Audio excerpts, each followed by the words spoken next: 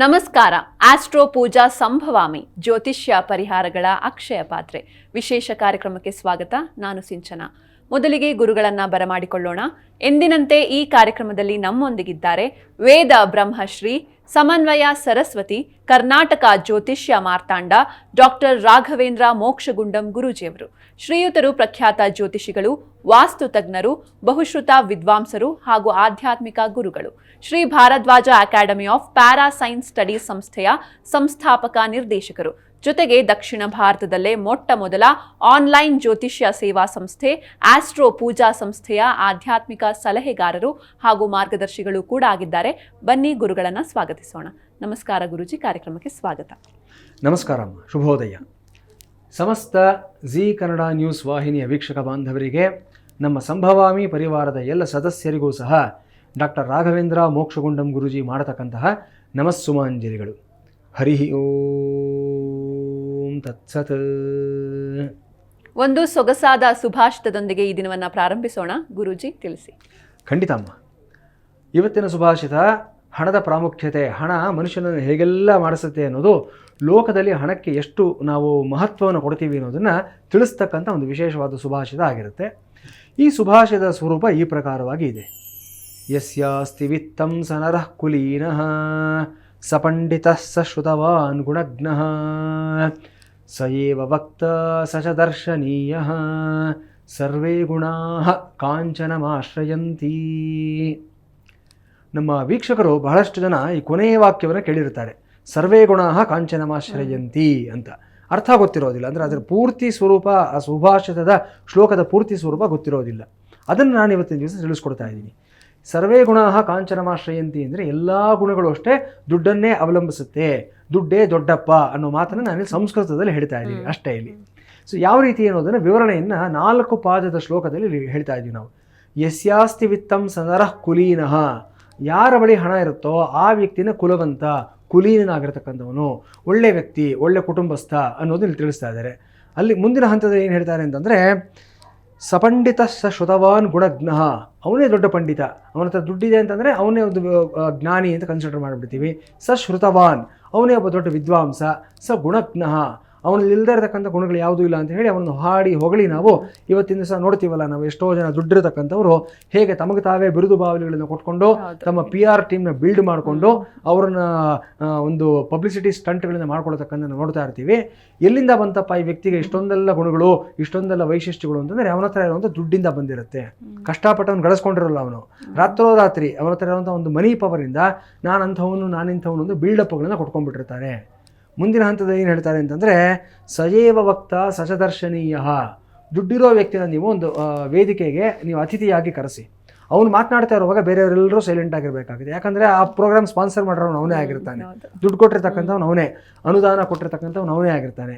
So ಅವನು ಮಾತನಾಡ್ತಕ್ಕಂಥ ಭಾಷೆ ಕರೆಕ್ಟಾಗಿ ಇದೆಯೋ ಇಲ್ವೋ, ಹೇಳೋ ವಿಚಾರದಲ್ಲಿ ಸತ್ವ ಇದೆಯೋ ಇಲ್ವೋ, ಅಥವಾ ಕೇಳೋ ಜನರಿಗೆ ಉತ್ಸಾಹ ಆಸಕ್ತಿ ಇದೆಯೋ ಇಲ್ವೋ, ಅವನ ಮಾತಿಗೆ ಯಾರು ಇಂಟ್ರಪ್ಟ್ ಮಾಡೋದಕ್ಕಾಗೋದಿಲ್ಲ. ಸಯೇವ ವಕ್ತ, ಅವನು he's the only spokesperson ಅನ್ನೋ ಅರ್ಥದ ಹೇಳ್ತಾ ಇದ್ದೀವಿ. ಸಚದರ್ಶನೀಯ, ಅವನು ಬಂದರೆ ಸಾಕು ಜನಗಳೆಲ್ಲ ಎದ್ದು ನಿಂತ್ಕೊಳ್ಳೋದು, ಫೋಟೋಗಳು ತೊಗೊಳ್ಳೋದು, ಸೆಲ್ಫಿಗಳು ತೊಗೊಳ್ಳೋದು, ಮುಗಿ ಬೀಳೋದು, ಇದೆಲ್ಲ ಇವತ್ತು ನಿನ್ನೆಯಿಂದ ಇರೋವಂಥದ್ದಲ್ಲ, ಲೋಕದಲ್ಲಿ ಸದಾ ಕಾಲದಿಂದ ನಡ್ಕೊಂಡು ಬರ್ತಾ ಇದೆ. ಯಾಕೆ ಈ ರೀತಿ ಆಗುತ್ತೆ ಅಂತಂದರೆ, ಸರ್ವೇ ಗುಣಾಃ ಕಾಂಚನಮಾಶ್ರಯಂತಿ, ಮನುಷ್ಯನಲ್ಲಿರ್ತಕ್ಕಂಥ ಬೇರೆ ಎಲ್ಲ ಗುಣಗಳು ಅಷ್ಟೇ ಈ ದುಡ್ಡನ್ನೇ ಅವಲಂಬಿಸುತ್ತೆ ಅನ್ನತಕ್ಕಂಥದ್ದು. ಸೊ ಇದು ವಿಪರ್ಯಾಸ, ಈ ರೀತಿ ನಡೀಲಿ ಅಂತ ನಾವು ಹೇಳ್ತಾ ಇಲ್ಲ. ಆದರೆ ಈ ಲೋಕಾರೂಢಿಗೆ ತದ್ವಿರುದ್ಧವಾಗಿ ನಾವು ದುಡ್ಡು ಮಾತ್ರ ಅಲ್ಲದೆ ಬೇರೆ ಗುಣಗಳನ್ನೆಲ್ಲವೂ ಸಹ ನಾವು ಪ್ರಾಮಾಣಿಕವಾಗಿ ಗಳಿಸ್ಕೊಳ್ತಕ್ಕಂಥ ವ್ಯಕ್ತಿಗಳಾಗಬೇಕು ಅನ್ನೋದು ಈ ಸುಭಾಷಿತದ ಒಂದು ಸಾರಾಂಶ ಆಗಿರುತ್ತೆ. ಒಂದು ಅದ್ಭುತವಾದ ಸುಭಾಷಿತದೊಂದಿಗೆ ಈ ದಿನವನ್ನ ಪ್ರಾರಂಭಿಸಿದ್ವಿ. ಈಗ ಈ ದಿನದ ಪಂಚಾಂಗವನ್ನ ಗುರುಗಳು ತಿಳಿಸ್ತಾರೆ. ಗುರೂಜಿ ತಿಳಿಸಿ. ಖಂಡಿತ.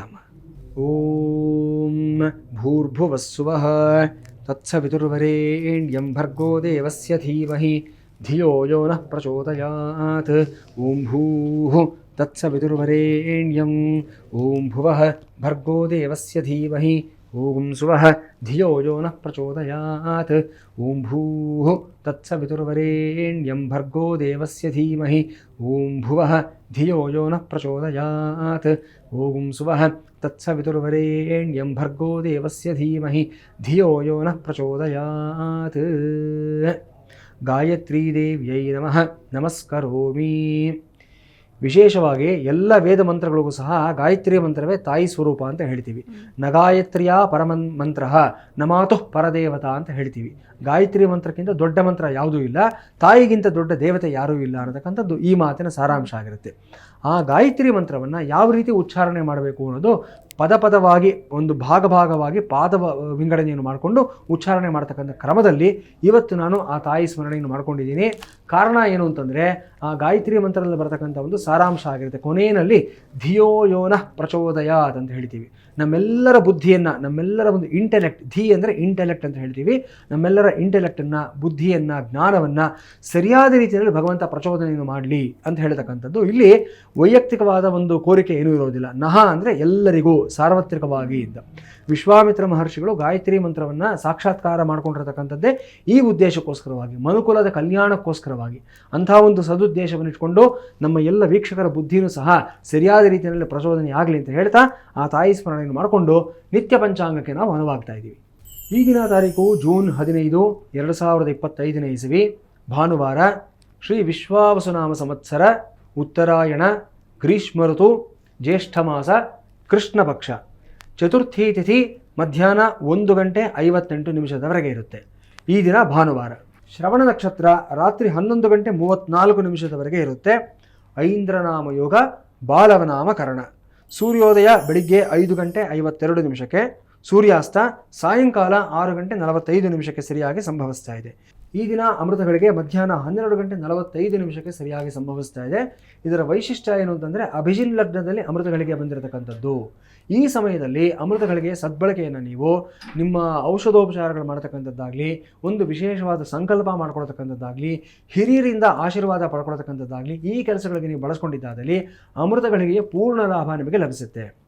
ಇನ್ನು ವಿಷಗಳಿಗೆ ರಾತ್ರಿ 3:24 ಸರಿಯಾಗಿ ಸಂಭವಿಸ್ತಾ ಇದೆ. ಸೌರಮಾನ ಪಂಚಾಂಗದ ಪ್ರಕಾರ ಈ ದಿನವನ್ನು ಮಿಥುನ ಮಾಸ ತೇದಿ 1 ಅಂತ ಗುರುತಿಸ್ತಾ ಇದ್ದೀವಿ. ತುಂಬ ಮುಖ್ಯವಾಗಿರತಕ್ಕಂಥ ಒಂದು ಜ್ಯೋತಿಷ್ಯದ ಒಂದು ಅಂಶ ಇದಾಗಿರುತ್ತೆ. ಇವತ್ತಿನಿಂದ ಮಿಥುನ ಮಾಸ ಪ್ರಾರಂಭ ಆಗ್ತಾ ಇದೆ.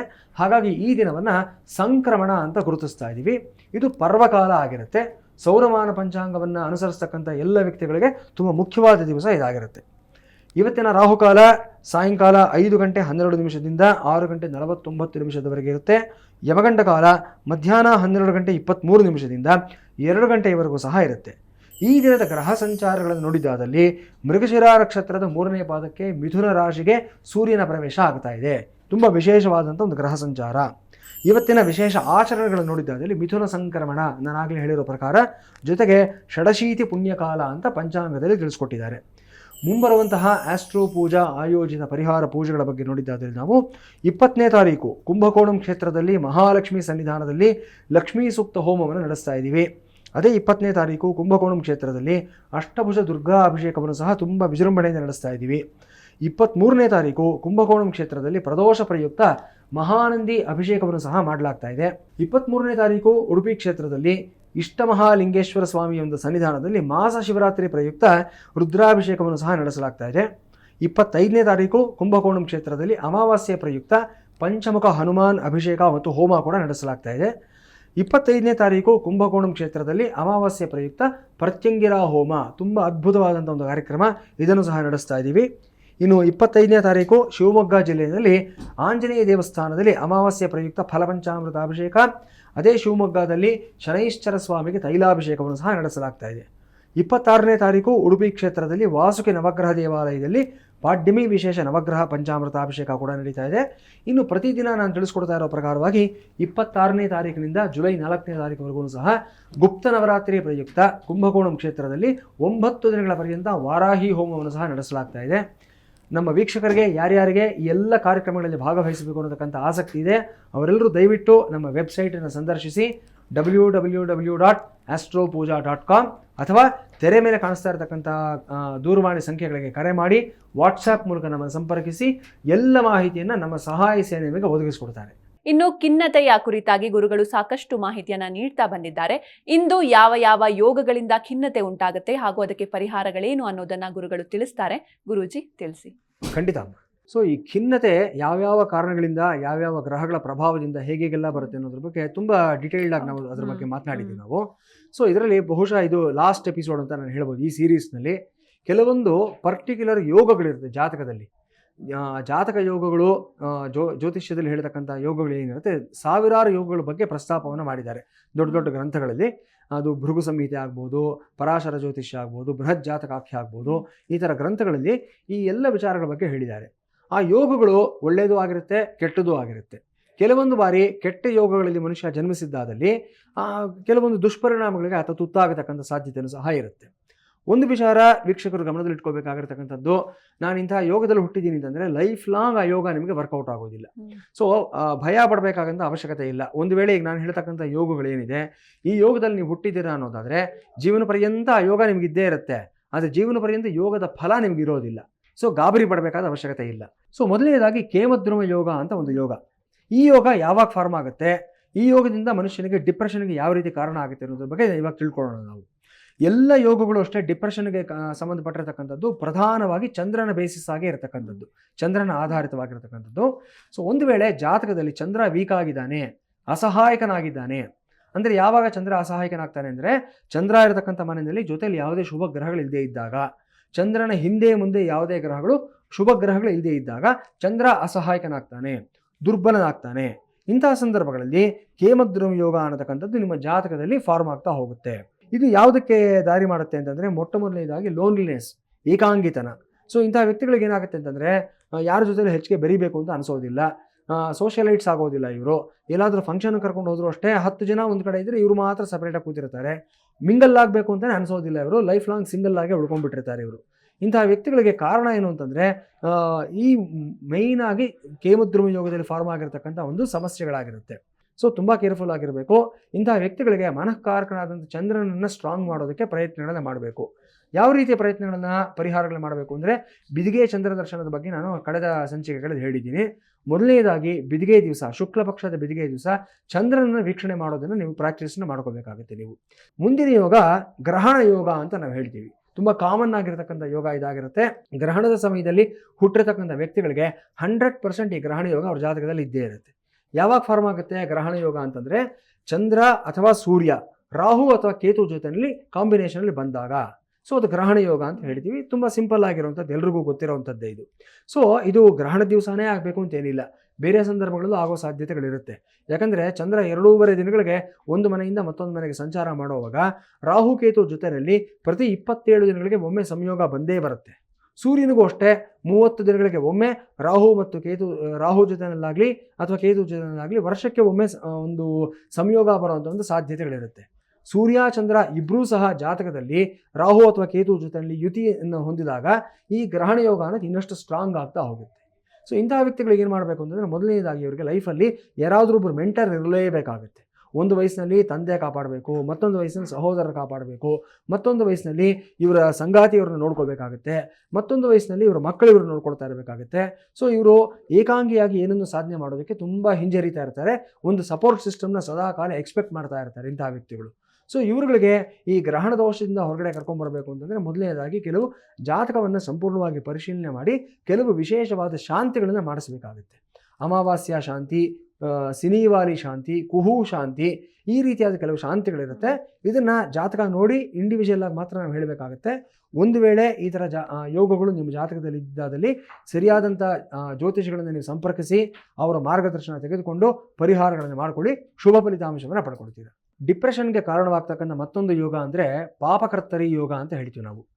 ಸೊ ಈ ಪಾಪಕರ್ತರಿ ಯೋಗ ಯಾವಾಗ ಜಾತಕದಲ್ಲಿ ಫಾರ್ಮ್ ಆಗುತ್ತೆ ಅಂತಂದರೆ, ಚಂದ್ರ ಆಗಲಿ ಬುಧ ಆಗಲಿ ಪಾಪಗ್ರಹಗಳ ಜೊತೆಯಲ್ಲಿ ಸೇರಿಕೊಂಡಾಗ, ಪರ್ಟಿಕ್ಯುಲರ್ಲಿ ಶನಿ ಅಥವಾ ಕುಜನ ಜೊತೆಯಲ್ಲಿ ಸಂಯೋಗ ಬಂದಾಗ ಈ ಪಾಪಗ್ರಹ ಯೋಗ ಅನ್ನತಕ್ಕಂಥದ್ದು ಬರುತ್ತೆ. ಸೊ ಇದು ಎಲ್ಲಿಗೆ ಲೀಡ್ ಆಗುತ್ತೆ, ಯಾವ ರೀತಿಯಾದಂಥ ಒಂದು ಸಮಸ್ಯೆಗಳನ್ನು ಒಡ್ಡುತ್ತೆ ಅನ್ನೋದಾದರೆ, ಮೆಂಟಲ್ ಸಫೋಕೇಶನ್ ಆಗೋಗುತ್ತೆ ಇವರಿಗೆ. ಒಂದು ರೀತಿಯಲ್ಲಿ ಎಲ್ಲ ಇವ್ರ ಮೇಲೆ ಬಲವಂತವಾಗಿ ಹೇರಿಕೆ ಮಾಡಿಬಿಟ್ಟಿದ್ದಾರೇನೋ, ಒತ್ತಡಗಳು ಮೇಲಿಂದ ಮೇಲೆ ಬರ್ತಾ ಇದೆಯೇನೋ ಅನ್ನೋ ರೀತಿಯಾದಂಥ ಒಂದು ಭಾವನೆ ಇವ್ರಿಗೆ ಬಂದ್ಬಿಡುತ್ತೆ. ಇವರಿಗೆ ಒಟ್ಟೊಟ್ಟಿಗೆ 2-3 ಕೆಲಸ ಹೇಳಿಬಿಟ್ರೆ ಕುಗ್ಗಿ ಹೋಗ್ತಾರೆ. ಇವರು ಮಾಡೋದಕ್ಕಾಗೋದಿಲ್ಲ. ಆ ಒಂದು ಕ್ರೈಸಿಸ್ಗೆ, ಆ ಒಂದು ಚೇಂಜಿಂಗ್ ಸಿಚುಯೇಷನ್ಗಳಿಗೆ ತಕ್ಕ ಹಾಗೆ ಇವರು ವರ್ತನೆ ಮಾಡೋದನ್ನ ಇವ್ರ ಕೈಲಿ ಆಗೋದಿಲ್ಲ. ಇಂಥ ವ್ಯಕ್ತಿಗಳಿಗೆ ಜಾತಕವನ್ನು ಪರಿಶೀಲನೆ ಮಾಡಿ ಚಂದ್ರ ಮತ್ತು ಬುಧ ರಿಲೇಟೆಡ್ ಆಗಿರ್ತಕ್ಕಂಥ ಸರಿಯಾದ ಪರಿಹಾರಗಳನ್ನು ಮಾಡಿಸ್ಬೇಕಾಗತ್ತೆ. ಸೊ ಉತ್ತರಾಣಿ ಗಿಡವನ್ನು ಇವರು ಮನೆಯಲ್ಲಿ ಬೆಳೆಸ್ಕೊಳ್ಳೋದ್ರಿಂದ ಆಗಲಿ ಅಥವಾ ಬುಧನ ಧ್ಯಾನ ಮಾಡ್ಕೊಳ್ಳೋದ್ರಿಂದ ಆಗಲಿ, ಬುಧ ಕವಚ ಹೇಳ್ಕೊಳ್ಳೋದ್ರಿಂದ ಉತ್ತರಾಣಿ ಗಿಡದ ರಸ ಬರುತ್ತೆ. ಈ ರಸವನ್ನು ಕರೆಕ್ಟ್ ಏಜ್ನಲ್ಲಿ ಇವರಿಗೆ ಕೊಡಬೇಕು. ಅದನ್ನು ಸರಿಯಾದ ವೈದ್ಯರ ಮಾರ್ಗದರ್ಶನದಿಂದ ಕೊಡೋದ್ರಿಂದ ವಿಶೇಷವಾದ ಬದಲಾವಣೆ ಆಗುವಂಥ ಒಂದು ಸಾಧ್ಯತೆಗಳಿರುತ್ತೆ. ಈ ರೀತಿ ಹಲವಾರು ಪರಿವರ್ತನೆಗಳನ್ನು ಇವರು ಮಾಡ್ಕೋಬೇಕಾಗುತ್ತೆ. ಕೊನೆಯದಾಗಿ ಒಂದು ಯೋಗ ಇರುತ್ತೆ, ಶಕಟ ಯೋಗ ಅಂತ ಹೇಳ್ತೀವಿ ನಾವು. ಈ ಯೋಗದಿಂದ ಅಷ್ಟೇ ಡಿಪ್ರೆಷನ್ ಫಾರ್ಮ್ ಆಗ್ತಕ್ಕಂಥ ಎಲ್ಲ ಸಾಧ್ಯತೆಗಳು ಸಹ ಇರುತ್ತೆ. ಯಾವಾಗ ಶಕಟ ಯೋಗ ಜಾತಕದಲ್ಲಿ ಫಾರ್ಮ್ ಆಗುತ್ತೆ ಅಂತಂದರೆ, ಗುರುವಿಂದ ಚಂದ್ರ 6ನೇ ಮನೆಯಲ್ಲಾಗಲಿ 8ನೇ ಮನೆಯಲ್ಲಾಗಲಿ 12ನೇ ಮನೆಯಲ್ಲಾಗಲಿ ಇದ್ದಾದಂಥ ಸಂದರ್ಭದಲ್ಲಿ ಇದನ್ನು ಶಕಟ ಯೋಗ ಅಂತ ಕರಿತೀವಿ ನಾವು. ಇದು ಎಲ್ಲಿಗೆ ಲೀಡ್ ಆಗುತ್ತೆ ಅಂತಂದರೆ, ಇಂಥವ್ರಿಗೆ ಎಮೋಷನಲ್ ಗೈಡೆನ್ಸ್ ಅನ್ನೋದು ಇರೋದಿಲ್ಲ. ತುಂಬ ವೀಕ್ ಆಗಿರ್ತಾರೆ, ಎಮೋಷನಲ್ ಆಗಿ ಬಹಳ ವೀಕ್ ಆಗಿರ್ತಕ್ಕಂಥದ್ದು. ಜೊತೆಗೆ ಇದು ಯಾವುದಕ್ಕೆ ದಾರಿ ಮಾಡ್ತಾ ಹೋಗುತ್ತೆ ಅಂದರೆ ಮೂಡ್ ಇನ್ಸ್ಟೆಬಿಲಿಟಿ ಅಂತ ಹೇಳ್ತೀವಿ. ಒಂದು ನಿಮಿಷ ಇದ್ದಾಗ ಮತ್ತೊಂದು ನಿಮಿಷ ಇರೋದಿಲ್ಲ ಇವರು. ಸೊ ಬೆಳಿಗ್ಗೆ ಒಂದು ರೀತಿ ವರ್ತನೆ ಮಾಡ್ತಾರೆ, ಅರ್ಧ ಗಂಟೆ ಆದಮೇಲೆ ಹೋಗಿ ನೋಡಿದ್ರೆ ಮತ್ತೊಂದು ಥರ ತುಂಬ ವೈಲೆಂಟಾಗಿ ವರ್ತನೆ ಮಾಡುವಂಥ ಸಾಧ್ಯತೆಗಳಿರುತ್ತೆ. ಇಂಥ ವ್ಯಕ್ತಿಗಳು ಈ ಥರದ ಯೋಗಗಳಲ್ಲಿ ಜನ್ಮಿಸಿರ್ತಕ್ಕಂಥ ವ್ಯಕ್ತಿಗಳನ್ನ ಜಾತಕಗಳನ್ನು ತುಂಬ ಕೂಲಂಕುಷವಾಗಿ ನಾವು ಅಧ್ಯಯನ ಮಾಡಿ ನಂತರವೇ ಪರಿಹಾರ ಹೇಳಬೇಕಾಗತ್ತೆ. ಸೊ ಯಾರಾದರೂ ಈ ಥರ ಸಮಸ್ಯೆಗಳಿದ್ದಂಥವರು ಕಸ್ಟಮೈಸ್ಡ್ ಆಗಿ ಒಂದು ಇಂಡಿವಿಜುವಲ್ ಕನ್ಸಲ್ಟೇಷನ್ಸ್ಗೆ ಬನ್ನಿ, ನಿಶ್ಚಯವಾಗಿ ಇದಕ್ಕೆ ಪರಿಹಾರಗಳನ್ನು ಕೊಡಬಹುದು ನಾವು. ಎಸ್, ಇನ್ನು ವೀಕ್ಷಕರೇ, ನೀವು ಕೂಡ ಗುರುಗಳ ಹತ್ರ ಮಾತಾಡಬಹುದು. ಟಿವಿ ಸ್ಕ್ರೀನ್ ಮೇಲೆ ಲಭ್ಯ ಇರುವಂತಹ ವಾಟ್ಸ್ಆಪ್ ಸಂಖ್ಯೆಗೆ ನಿಮ್ಮ ಸಂದೇಶವನ್ನು ಕಳುಹಿಸಿ ಗುರುಗಳ ಹತ್ರ ಮಾತನಾಡಿ ನಿಮ್ಮ ಸಮಸ್ಯೆಗೆ ತಕ್ಕ ಪರಿಹಾರವನ್ನು ಕಂಡುಕೊಳ್ಳಿ. ಗುರುಜಿ ಒಬ್ರು ವಿಜಯ್ ಅಂತ ವಾಟ್ಸ್ಆಪ್ ಸಂದೇಶವನ್ನು ಕಳಿಸಿದ್ದಾರೆ, ಅವ್ರನ್ನ ಮಾತಾಡ್ಸೋಣ. ತಮ್ಮ ಸ್ವಂತ ನಿವಾಸ ಯಾವಾಗ ಆಗುತ್ತೆ ಅನ್ನೋದು ಅವರ ಪ್ರಶ್ನೆ. ನಮಸ್ತೆ ಸರ್. ನಮಸ್ತೆ. ನಮಸ್ತೆ. ನಮಸ್ತೆ, ಗುರೂಜಿ ಇದ್ದಾರೆ, ಮಾತನಾಡಿ. ವಿಜಯ್ ಅವರೇ, ತಮ್ಮದು ಉತ್ತರಾಷಾಢ ನಕ್ಷತ್ರ ಮಕರ ರಾಶಿ ಅಲ್ವಾ? ಹೌದು ಸರ್, ಹೌದು. ಆಯ್ತು, ತಮ್ಮ ಪ್ರಶ್ನೆ ಸ್ವಂತ ಮನೆ ಯಾವಾಗ ಆಗುತ್ತೆ ಅನ್ನೋದು ಅಲ್ವಾ? ಹೌದು, ಹೌದು. ಓಕೆ, ಸೈಟ್ ತಗೊಂಡಿದ್ದೀರಾ? ಇನ್ನೂ ಇಲ್ಲ. ಓಕೆ, ಏನ್ ಕೆಲಸ ಮಾಡ್ಕೊಂಡಿರೋದು ನೀವು? ನಾವು ಇದುವರೆಗೆ ಏನು ಕೆಲಸ ಮಾಡ್ತೀವಿ, ವ್ಯಾಪಾರಗಳಿದ್ವು. ಈಗ ಯಾವಾಗಲೂ ಇಲ್ಲ. ಸದ್ಯಕ್ಕೆ ಏನು ಕೆಲಸ ಮಾಡ್ತಾ ಇಲ್ಲ. ಆಗ್ತಾ ಇಲ್ಲ. Okay okay. ಸ್ವಂತ ಊರು ಇದೆ ಬೆಂಗಳೂರಾ ಇಲ್ಲ ಬೇರೆ ಊರಾ ನಿಮ್ದು? ಬೆಂಗಳೂರು. ಹಾ ಹಾ, ಆಯ್ತು. ನೋಡಿ, ಈಗ ನಿಮ್ಗೆ ನಡೀತಾ ಇರುವಂತಹ ದಶಾಭುಕ್ತಿಗಳ ಬಗ್ಗೆ ನೋಡಿದ್ರೆ ಶನಿ ದಶೆ ನಡೀತಾ ಇದೆ ನಿಮಗೆ. ಸೊ ಶನಿ ದಶೆನಲ್ಲಿ ಈಗ ನಿಮಗೆ ಶುಕ್ರ ಭುಕ್ತಿ ನಡೀತಾ ಇರ್ತಕ್ಕಂಥದ್ದು ಕಾಣಿಸ್ತಾ ಇದೆ. 2024 ಆಗಸ್ಟ್ ಇಂದ 2027 ನವೆಂಬರ್ ವರೆಗೂ ಸಹ ಶುಕ್ರ ದಶ ಶನಿ ಭುಕ್ತಿ ಇರುತ್ತೆ. ವೃಶ್ಚಿಕ ಲಗ್ನದಲ್ಲಿ ಹುಟ್ಟಿದ್ದೀರಾ ನೀವು. ಸೊ ನಿಮಗೆ ಭೂಮಿಕಾರಕನಾಗಿರ್ತಕ್ಕಂಥ ಕುಜ ಲಗ್ನದಲ್ಲೇ ಇದ್ದಾನೆ. ಲಗ್ನಾಧಿಪತಿ ಷಷ್ಠಾಧಿಪತಿ ಎರಡೂ ಆಗ್ತಾನೆ. ಸಪ್ತಮಾಧಿಪತಿ ಶುಕ್ರ ಆಗ್ತಾನೆ ನಿಮಗೆ. ಶುಕ್ರ ಬಂದು ಲಗ್ನದಲ್ಲೇ ನಿಮಗೆ ಲಗ್ನದಿಂದ 2ನೇ ಮನೆಯಲ್ಲಿರ್ತಕ್ಕಂಥದ್ದು ಕಾಣಿಸ್ತಾ ಇದೆ. ಸೊ ಹೌದೌದು, ಕುಜ ಕೂಡ ನಿಮಗೆ ಲಗ್ನದಿಂದ 2ನೇ ಮನೆ ದ್ವಿತೀಯ ಸ್ಥಾನದಲ್ಲೇ ಇರ್ತಕ್ಕಂಥದ್ದು. ಹೌದು. ಸೊ ಹಾಗಾಗಿ ಧನಸ್ಥಾನದಲ್ಲಿ ಕುಟುಂಬ ಸ್ಥಾನದಲ್ಲಿ ಲಗ್ನಾಧಿಪತಿ ಭೂಮಿಕಾರಕನಾಗಿರುವಂತಹ ಕುಜ ಇರತಕ್ಕಂಥದ್ದು ಇಲ್ಲಿ. ಜೊತೆಗೆ ನಿಮ್ಗೆ ಈಗ ನಡೀತಾ ಇರತಕ್ಕಂಥದ್ದು ಶುಕ್ರ ಭುಕ್ತಿ ನಡೀತಾ ಇರೋದು, ಸಪ್ತಮಾಧಿಪತಿಯಾದಂಥ ಶುಕ್ರ ಭುಕ್ತಿ ನಡೀತಾ ಇರೋದ್ರಿಂದ ನೀವು ಒಂದು ಜಾಯಿಂಟ್ ಪ್ರಾಪರ್ಟಿ ನಿಮ್ಮ ಮತ್ತು ನಿಮ್ಮ ಶ್ರೀಮತಿಯವರ ಹೆಸರಿನಲ್ಲಿ ಜಾಯಿಂಟ್ ಪ್ರಾಪರ್ಟಿ ಪ್ರಯತ್ನ ಪಟ್ಟಿದ್ದಾದಲ್ಲಿ ಯಶಸ್ವಿ ಆಗುವಂತ ಸಾಧ್ಯತೆ ಕಾಣಿಸ್ತಾ ಇದೆ. ಆಯ್ತಾ? ನೀವು ನಿಮ್ಮ ಶ್ರೀಮತಿಯವರಾಗ್ಬೋದು, ನೀವು ನಿಮ್ಮ ಮಕ್ಕಳ ಹೆಸರಿನಲ್ಲಿ ಆಗ್ಬೋದು, ಒಂದು ಜಾಯಿಂಟ್ ಪ್ರಾಪರ್ಟಿ ಪ್ರಯತ್ನ ಮಾಡಿ. ಜೊತೆಗೆ ನಿಮ್ದು ಉತ್ತರಾಷಾಢ ನಕ್ಷತ್ರ ಆಗಿರೋದ್ರಿಂದ 3 ನಕ್ಷತ್ರ ಹೇಳ್ತೀನಿ, ನೋಟ್ ಡೌನ್ ಮಾಡ್ಕೊಳ್ಳಿ. ಉತ್ತರಾಭಾದ್ರಾ ನಕ್ಷತ್ರ, ಪುಷ್ಯಮಿ ನಕ್ಷತ್ರ, ಅನುರಾಧ ನಕ್ಷತ್ರ. ಈ 3 ನಕ್ಷತ್ರಗಳು ನಿಮಗೆ ಸಾಧನ ತಾರೆಗಳಾಗತ್ತೆ. ಅಂದ್ರೆ ನೀವು ಕೈ ಹಾಕಿರತಕ್ಕಂಥ ಕೆಲಸಗಳು ಸಕ್ಸಸ್ ಆಗತಕ್ಕಂಥ ನಕ್ಷತ್ರಗಳು. ಈ 3ರಲ್ಲಿ ಒಂದು ನಕ್ಷತ್ರ ಇರತಕ್ಕಂಥ ಮಂಗಳವಾರದ ದಿವಸ ಭೂವರಾಹ ಸ್ವಾಮಿ ಸನ್ನಿಧಾನಕ್ಕೆ ಹೋಗ್ಬಿಟ್ಟು ಅಲ್ಲಿ ಪೂಜೆಯನ್ನು ಮಾಡ್ಕೊಂಡು ಬನ್ನಿ. ಖಂಡಿತವಾಗ್ಲೂ ಮುಂದಿನ ದಿನಗಳಲ್ಲಿ ನಿಮ್ಗೆ ಅನುಕೂಲ ಆಗುತ್ತೆ. ಒಳ್ಳೇದಾಗ್ಲಿಪ್ಪ. ಧನ್ಯವಾದ ವಿಜಯ್ ಅವರ ಕರೆ ಮಾಡಿದ್ದಕ್ಕೆ. ಬೆಂಗಳೂರಿನಿಂದ ಗೌರವ್ ಅಂತ ವಾಟ್ಸ್ಆಪ್ ಸಂದೇಶವನ್ನ ಕಳಿಸಿದ್ದಾರೆ. ಅವರ ಮದುವೆಯ ಕುರಿತಾಗಿ ಕೇಳ್ತಿದ್ದಾರೆ, ಅವ್ರನ್ನ ಮಾತಾಡ್ಸೋಣ. ನಮಸ್ತೆ ಸರ್. ನಮಸ್ತೆ ಮ್ಯಾಮ್. ನಮಸ್ತೆ, ಗುರೂಜಿ ಇದ್ದಾರೆ, ಮಾತಾಡಿ. ಸರ್ ನಮಸ್ಕಾರ. ಸರ್ ನಮಸ್ಕಾರ, ಹೇಳಿ ಗೌರವ್ ಅವರೇ. ಸೊ ನೀವು ಕೊಟ್ಟಿರೋ ಮಾಹಿತಿ ಪ್ರಕಾರ ನಿಮ್ದು ಉತ್ತರಾಷಾಢ ನಕ್ಷತ್ರ ಮಕರ ರಾಶಿ, ನಿಮ್ದು ಕನ್ಯಾ ಲಗ್ನ ಆಗತ್ತೆ. ಲಗ್ನದಿಂದ ಸಪ್ತಮ ಸ್ಥಾನದಲ್ಲಿ ನಿಮಗೆ ಶುಕ್ರ ಇದ್ದಾನೆ, ಅಲ್ಲೇ ರವಿ ಕೂಡ ಇರುವಂಥದ್ದು. ಸಪ್ತಮ ಸ್ಥಾನ ಅಂದ್ರೆ ವಿವಾಹ ಸ್ಥಾನ ಆಗತ್ತೆ. ಸೊ ವಿವಾಹ ಸ್ಥಾನದಲ್ಲಿ ನಿಮಗೆ ರವಿ ಮತ್ತು ಶುಕ್ರ ಇಬ್ರು ಇರೋದ್ರಿಂದ ವಿವಾಹಕಾರಕ ಶುಕ್ರ ಅಲ್ಲಿ ಉಚ್ಚನಾಗಿದ್ರು ಕೂಡ ವಕ್ರೀನೂ ಆಗಿದ್ದಾನೆ. ಜೊತೆಗೆ ರವಿ ಜೊತೆಯಲ್ಲಿರೋದ್ರಿಂದ ಶುಕ್ರ ಅಸ್ತನಾಗಿದ್ದಾನೆ. ಸೊ ವಿವಾಹಕ್ಕೆ ಸಂಬಂಧಪಟ್ಟಾಗ ಏನಾದರೂ ಪರಿಹಾರಗಳು ಮಾಡ್ಕೊಂಡಿದ್ದೀರಾ ನೀವು ಇಲ್ಲಿವರೆಗೂ? ಹೌದು, ಕದಲಿ ವಿವಾಹ ಮಾಡ್ತಿದ್ದೀವಿ. ಮಾಡಿಸಿ ಎಷ್ಟು ದಿವಸ ಆಯ್ತು? ಮೇ 1 ಮಾಡ್ತಿರೋದು. ಈಗ ರೀಸೆಂಟ್ ಆಗಿ ಮಾಡಿಸಿದ್ದೀರಾ? ಹೌದೌದು. ಎಲ್ಲಿ ಮನೇಲಿ ಮಾಡಿದ್ರೆ ಯಾವ್ದಾದ್ರು ಕ್ಷೇತ್ರದಲ್ಲಿ ಮಾಡಿದ್ರಾ? ಇಲ್ಲಿ ಶ್ರೀರಂಗಪಟ್ಟಣ. ಶ್ರೀರಂಗಪಟ್ಟಣದಲ್ಲಿ ಮಾಡಿಸಿದ್ದೀರಾ, ಆಯಿತು. ನೋಡಿ, ಅದು ಕರೆಕ್ಟ್ ಆಗಿರೋ ಸಜೆಷನ್ನೇ ಕೊಟ್ಟಿದ್ದಾರೆ ನಿಮಗೆ. ಸೊ ನೀವು ಮಾಡಿಸಿರುವಂಥ ಪರಿಹಾರ ಕ್ರಮ ಕರೆಕ್ಟ್ ಆಗಿದೆ.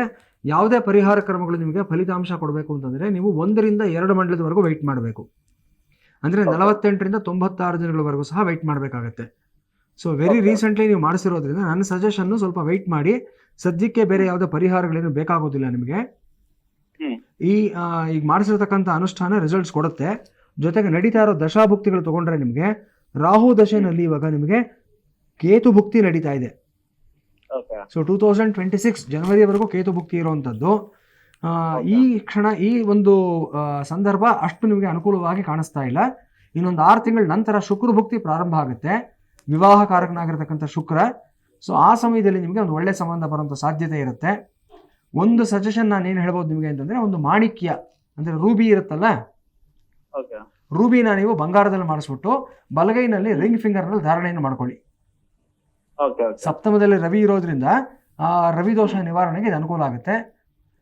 ಸ್ವಲ್ಪ ಕಾಲ ವೆಯ್ಟ್ ಮಾಡಿಪ್ಪ, ಬೇರೆ ಸದ್ಯಕ್ಕೆ ಪರಿಹಾರಗಳೇನು ಬೇಕಾಗೋದಿಲ್ಲ. ಆ ಕದಳಿ ವಿವಾಹನ ನಿಮ್ಗೆ ಫಲಿತಾಂಶ ಕೊಡುತ್ತೆ. ಒಳ್ಳೆಯದಾಗಲಿ. ಧನ್ಯವಾದ ಗೌರವ್ ಅವರೇ ಕರೆ ಮಾಡಿದ್ದಕ್ಕೆ. ಈಗ ದ್ವಾದಶ ರಾಶಿಗಳ ದಿನ ಭವಿಷ್ಯವನ್ನ ಗುರುಗಳು ತಿಳಿಸ್ತಾರೆ. ಗುರೂಜಿ ತಿಳಿಸಿ. ಖಂಡಿತ ಅಮ್ಮ. ಮೊದಲನೆಯದಾಗಿ ಮೇಷರಾಶಿ. ಸೊ ಮೇಷರಾಶಿನವರಿಗೆ ಇವತ್ತಿನ ದಿವಸ ಶ್ರವಣ ನಕ್ಷತ್ರದಲ್ಲಿ ಅಂದರೆ ಚಂದ್ರನ ನಕ್ಷತ್ರದಲ್ಲೇ ಚಂದ್ರನ ಸಂಚಾರ ಆಗ್ತಾ ಇರತಕ್ಕಂಥದ್ದು ತುಂಬ ವಿಶೇಷವಾಗಿದೆ. ಇವತ್ತಿನ ದಿವಸ ಉದ್ಯೋಗ ಸ್ಥಾನದಲ್ಲಿ ನೀವು ಬಹಳ ದಿವಸಗಳಿಂದ ಹಾಕಿರ್ತಕ್ಕಂಥ ಪ್ರಯತ್ನಗಳು, ಎಫರ್ಟ್ಸು, ಅದೆಲ್ಲದಕ್ಕೆ ಒಂದು ವಿಶೇಷವಾದ ಫಲಿತಾಂಶ ಬರತಕ್ಕಂಥ ದಿವಸವಾಗಿ ಗೋಚರವಾಗ್ತಾ ಇದೆ.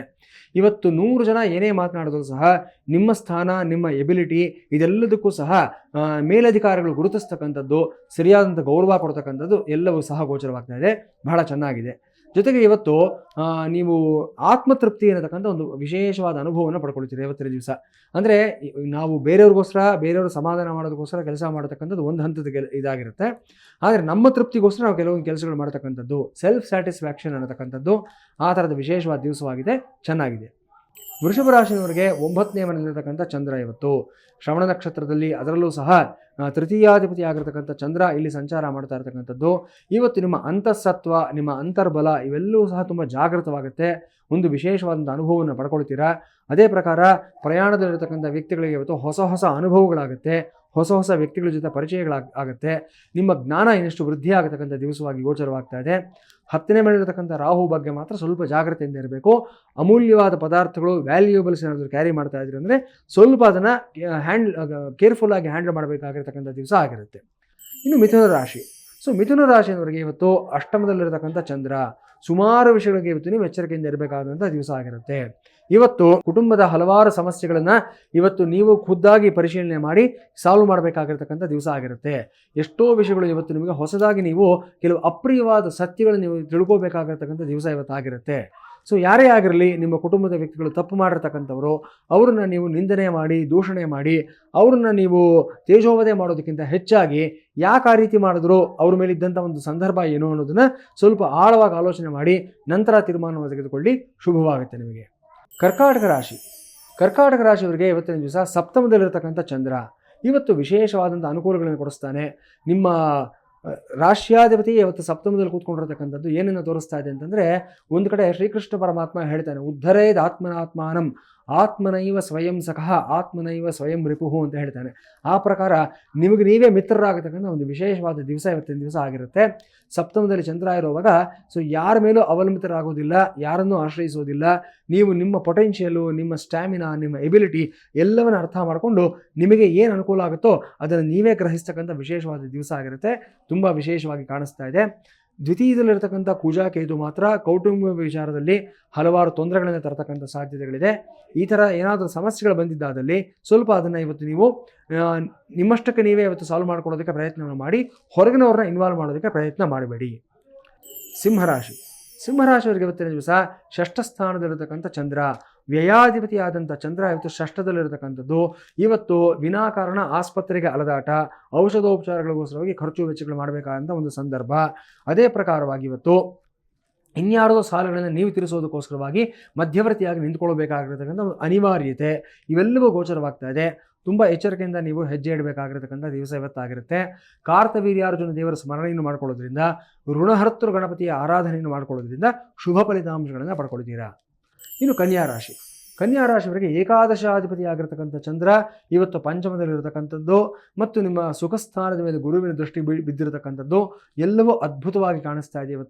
ಇವತ್ತು ಲಾಭಗಳು, ಅನುಕೂಲಗಳು, ಅದೃಷ್ಟ ಎಲ್ಲವೂ ತಾನಾಗಿ ನಿಮಗೆ ಹುಡ್ಕೊಂಡು ಬರತಕ್ಕಂಥ ದಿವಸ ಆಗಿರುತ್ತೆ. ಏನೇ ಕೆಲಸಕ್ಕೆ ಕೈ ಹಾಕಿದ್ರೂ ಸಹ ಇವತ್ತು ಸಕ್ಸಸ್ ಆಗತಕ್ಕಂಥದ್ದು. ಇವತ್ತು ಡಬಲ್ ಪ್ರಾಫಿಟ್ಸ್ನ ಪಡ್ಕೊಳ್ತಕ್ಕಂಥ ಒಂದು ದಿವಸ. ಎಲ್ಲವೂ ಅದ್ಭುತವಾಗಿದೆ, ಏನೂ ತೊಂದರೆ ಇಲ್ಲ. ಸ್ವಲ್ಪ ಕುಲದೇವರ ಸ್ಮರಣೆಯಿಂದ ಮಹಾಗಣಪತಿ ಆರಾಧನೆಯನ್ನು ಮಾಡಿಕೊಳ್ಳಿ, ಶುಭವಾಗುತ್ತೆ. ತುಲಾರಾಶಿಯವರಿಗೆ ಕರ್ಮಸ್ಥಾನಾಧಿಪತಿಯಾದಂಥ ಚಂದ್ರ ಇವತ್ತು ನಿಮಗೆ ಸುಖಸ್ಥಾನದಲ್ಲಿರತಕ್ಕಂಥದ್ದು. ಕೆಲಸದಲ್ಲಿ ವಿಪರೀತವಾದಂಥ ಒಂದು ನಿಮಗೆ ಸಮಾಧಾನ, ತೃಪ್ತಿ ಎಲ್ಲವೂ ಸಿಗತಕ್ಕಂಥದ್ದು.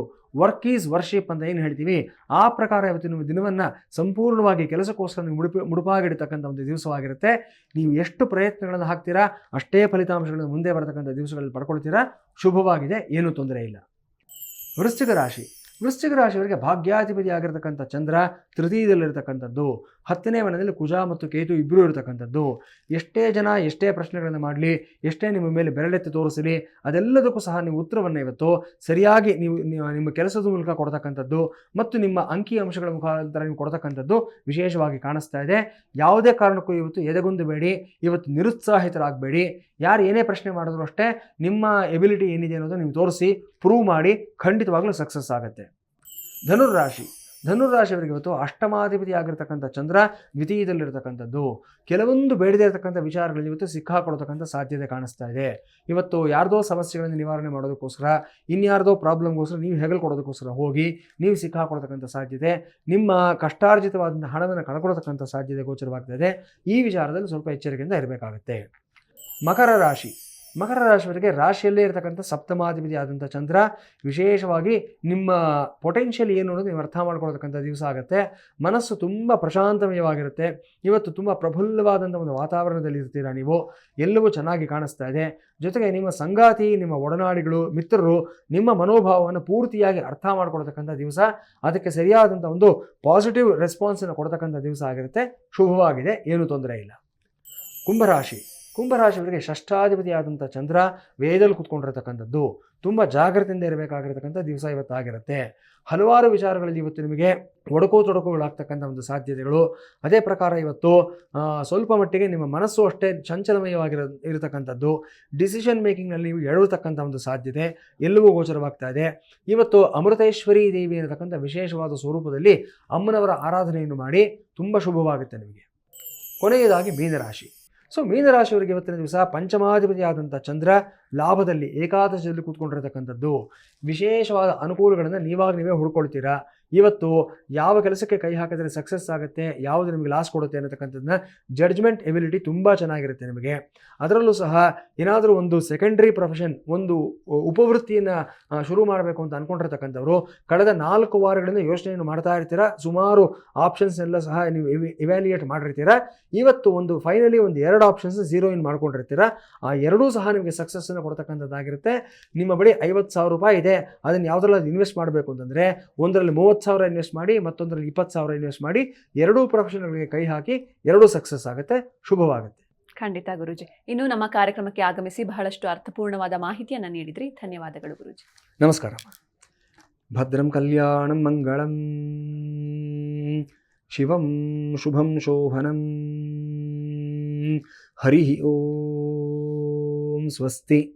ನೋಡಿದ್ರಲ್ವಾ ವೀಕ್ಷಕರೇ, ಇವತ್ತಿನ ಸಂಚಿಕೆಯಲ್ಲಿ ನಿತ್ಯ ಪಂಚಾಂಗ, ರಾಶಿ ಭವಿಷ್ಯ, ಇದರ ಜೊತೆಗೆ ಯಾವ ಯೋಗಗಳಿಂದ ಖಿನ್ನತೆ ಉಂಟಾಗುತ್ತೆ ಹಾಗೂ ಅದಕ್ಕೆ ಪರಿಹಾರಗಳೇನು ಅನ್ನೋದನ್ನ ತಿಳಿದುಕೊಂಡ್ವಿ.